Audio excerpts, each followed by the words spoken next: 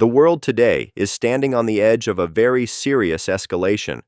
What began as a war confined largely within Ukraine's borders has now spilled over into the territory of a NATO member, something that immediately raises the risk of a much wider conflict. The incident that has alarmed Europe and the wider world took place in Poland, a country that has always been considered one of NATO's most important frontline states.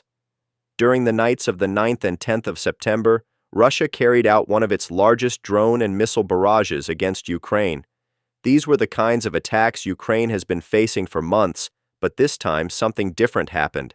At least 19 drones crossed into Polish airspace. They did not just brush the border. Debris was found deep inside the country, landing in villages, destroying a house, and frightening civilians.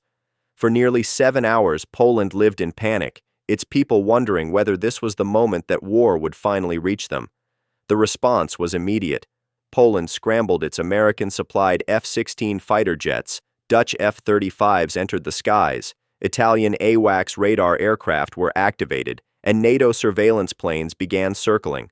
Several drones were intercepted and destroyed inside Poland. For the first time since the war in Ukraine began, NATO jets directly engaged Russian drones.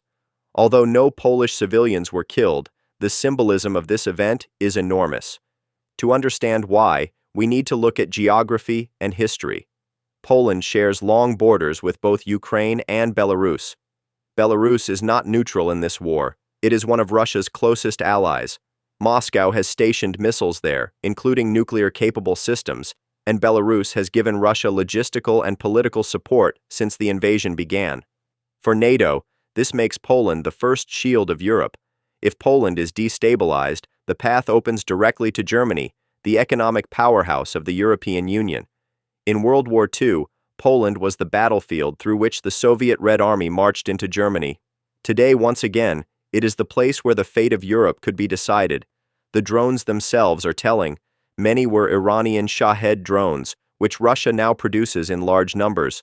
The Russian strategy is to launch swarms, sending so many targets at once that air defense systems struggle to respond. Ukraine has suffered under this tactic, but now NATO has been forced to deal with it too. Russia claims that the drones entered Polish airspace by mistake, saying their intended targets were inside Ukraine. European leaders, however, are not convinced. Many believe this was intentional, a way for Moscow to test NATO's response, to see how far it can push without triggering a collective defense clause. The seriousness of the moment can also be measured by how other European countries are preparing.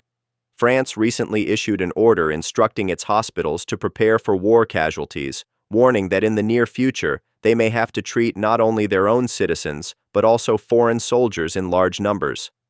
I created a video on this, you can see it on my channel. Analysts quickly connected this to the situation in Poland, suggesting that Paris sees Poland as a likely future battleground. The very fact that hospitals in Western Europe are being told to prepare for war wounded shows how real the fear of escalation has become. Poland reacted by invoking Article 4 of the NATO treaty. Article 4 is not as well known as Article 5, but it is crucial. It allows a NATO member to call for consultations when it feels its security or sovereignty has been threatened. Article 5, the famous one, says that an attack on one member is an attack on all, triggering collective defense. That clause has only been invoked once, after the September 11th attacks in the United States. Article 4, however, has been used several times in NATO's history, and now Poland has once again forced the alliance to sit at the table and discuss what must be done. The reaction has been strong. Poland's Prime Minister Donald Tusk declared that this is the closest Europe has come to open conflict since World War II. The European Union's foreign policy chief stated that the drone incursion was not an accident. NATO's Secretary General reaffirmed full solidarity with Poland, stressing that the alliance will defend every inch of its territory. In Kyiv, President Zelensky has been urging NATO to recognize the danger. He reminded Europe that today Ukraine is under attack, but tomorrow it could be NATO itself.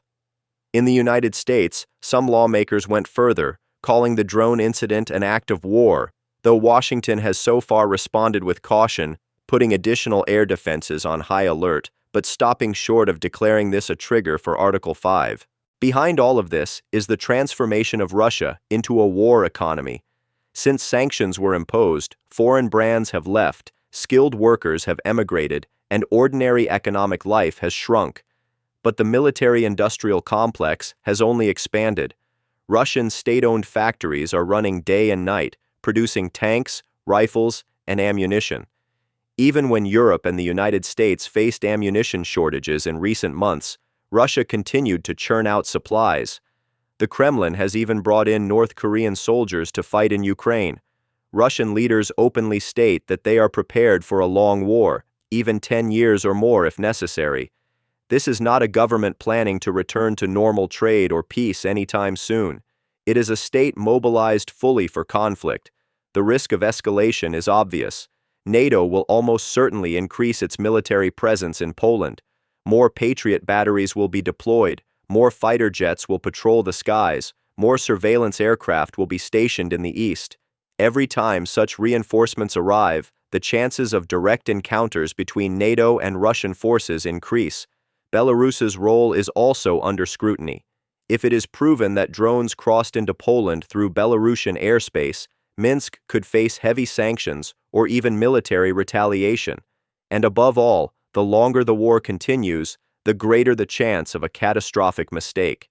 A single missile landing in Warsaw could immediately trigger Article 5 and bring NATO and Russia into direct confrontation.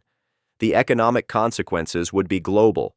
A wider European war would cause energy prices to surge again, disrupt supply chains, and push countries like India and China into very difficult positions. European leaders may even consider harsher trade measures to pressure Russia, and the ripple effects would reach every part of the world. This is why so many analysts are comparing today's situation to the days before World War II. Then, too, Europe underestimated the ambitions of aggressive powers until it was too late. Poland was the victim in 1939, and now in 2025, it once again finds itself at the heart of a dangerous game. For the first time, NATO jets have destroyed Russian drones inside alliance territory. France is preparing its hospitals for war casualties. Poland has invoked Article 4. These are not minor events. They represent a shift in the war's geography and psychology. The Ukraine conflict is no longer limited to Ukraine. It is brushing against NATO's borders, and the world is watching to see whether this sparks a direct East-West confrontation. The next few weeks will be critical. NATO leaders must decide how far to go in defending Poland, whether to strengthen its defenses only or to prepare for broader action.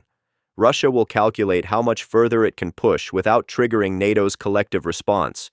Ukraine will keep urging the West to get directly involved, and ordinary Europeans, for the first time in generations, are being told to prepare for the possibility of war on their soil. This is the closest Europe has come to direct conflict with Russia since the Second World War.